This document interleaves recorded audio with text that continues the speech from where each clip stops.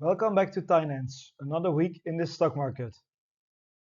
My portfolio is once again sitting at a new all-time high of $106,133.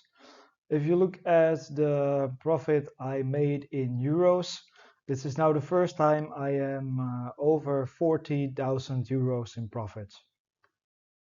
Two of the companies I have positions in reported earnings this week. The first one is ASML. ASML dropped about 10% on their earnings report, but if we look at the numbers, then we can see that total net sales is up from 6.24 billion euros last year to now 7.69 billion euros this year.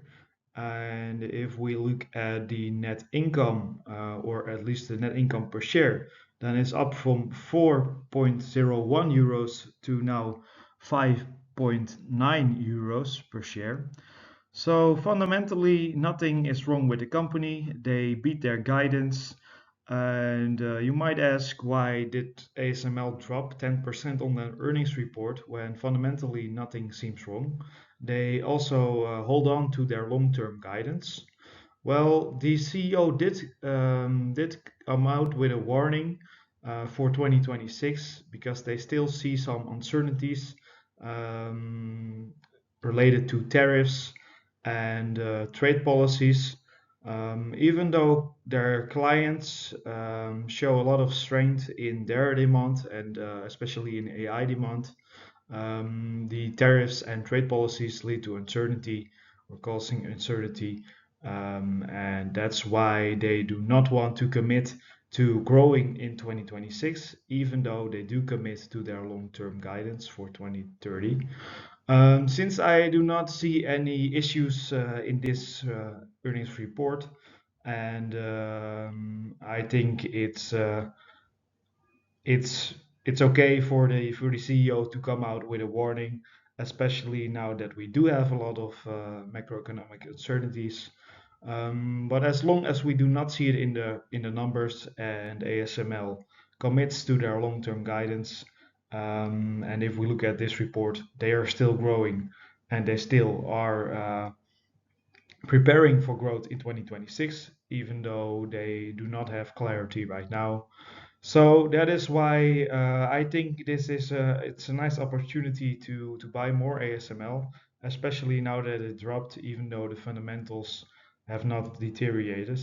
So you can probably see me adding to my ASML position in the near future. PepsiCo also reported quarterly earnings this week. They have a lot of issues growing revenues at the moment.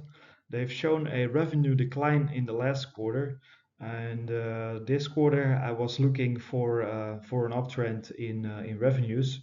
So they did show a revenue some revenue growth, going from 22.5 billion last year to 22.72 billion this year in the same quarter. So it's up about 1%. Still not too much, of course, but the CEO is positive over the second half of 2025. So I will definitely be following PepsiCo's earnings reports closely to see if they are able to accelerate the revenue.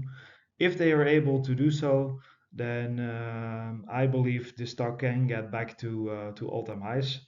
The stock was up about 7% on the quarterly earnings report, so they are heading in the right direction.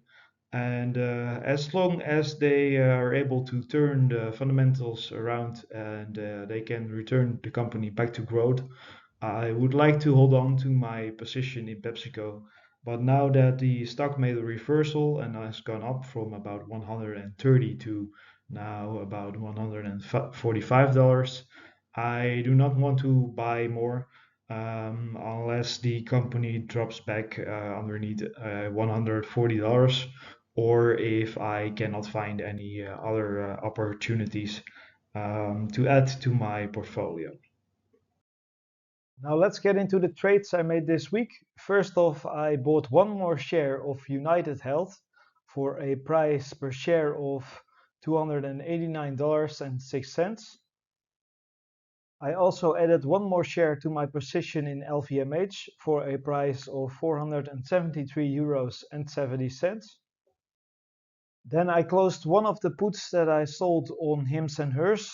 The strike was $20 and the expiration date was in March of 2026. I was already up over 70% on this position, so I did not feel like waiting until the contract to expire because I would have to wait for the remaining about 25% until March of 2026, which is not worth it to me. So I took my gains of $333.74 and moved out of this position. I sold one more put on Oscar Health, the same contract that I have four of already. So now this is my fifth contract with a strike of 12 and an expiration date of December 19, 2025. I received $201 for this contract. I am now down 35% on this position, or at least on the full position of five contracts. First off, when I started the position, after about two or three contracts in, I was up 45%. So the stock dropped a lot because of some uncertainty in the insurance sector and some companies or competitors in the insurance space falling on their quarterly earnings report. But I think it's a bit overblown, and this is the first time in a long time that we see insurance companies with the valuations they have today. Almost all of them have gone down about 50%. And then I'm talking about United Health, Humana, Elevance, Centene, and Oscar Health as well. So even though I was up 45% on my position when I first started it, I am now down 35% on this position. I truly like the company and I think there's a lot of potential, but I do not want to increase my position in sold put contracts because I already have five, so it's getting to a high exposure in my portfolio. I also own 100 shares, so if I do want to increase my position on Oscar Health, I will probably be buying some more shares, especially if the stock stays around this price for some time. I sold a call contract on my SoFi Technology shares. I own 100 shares, so this is a covered call. The strike is $29 with an expiration date of September 19th, 2025, and I received $55 in premium. Why did I sell a call on my SoFi shares?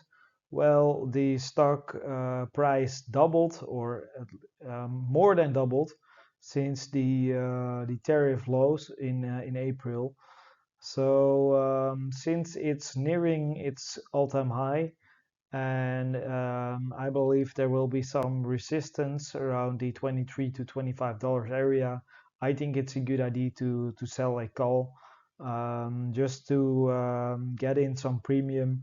And if the stock does not go through or higher than $29 before the expiration date, then I will get to keep my 100 shares. And on top of that, I get to keep the premium of $55, which is always nice. Now let's have a look at my portfolio from the biggest positions to the smallest positions. Palantir Technologies is once again my biggest position. I do have a covered call on Palantir Technologies with a strike of $175 and an expiration date of August 15, 2025, so about 3 weeks from now. I will probably wait for the contract to expire, but since the valuation of Palantir is so crazy high after the contract expires, I will probably sell another covered call on my Palantir Technology shares, or I will sell out about least or at least a part of my position to take some gains and risk off the table now that I am up over 1400% on this position. Now let's have a short look at my option contracts. I discussed already that I closed down one of the puts that I sold on Hims and Hers with the 20 strike. I do have one left, the 32 strike put for expiration in January of 2026. I am up 52% on this position.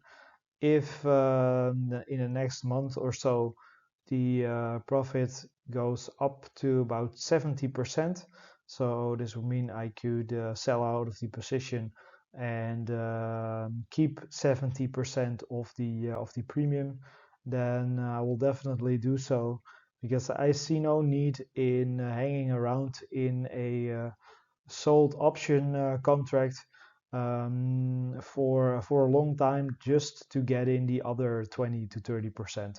I'd rather move on to new trades and focus on the new trades so I can make more gains. And by closing out of the positions I'm up on already, that's how I can decrease my exposure, and the exposure I then have to start new positions. That's it for today. Note that this is not financial advice. You can find the full disclaimer in the description.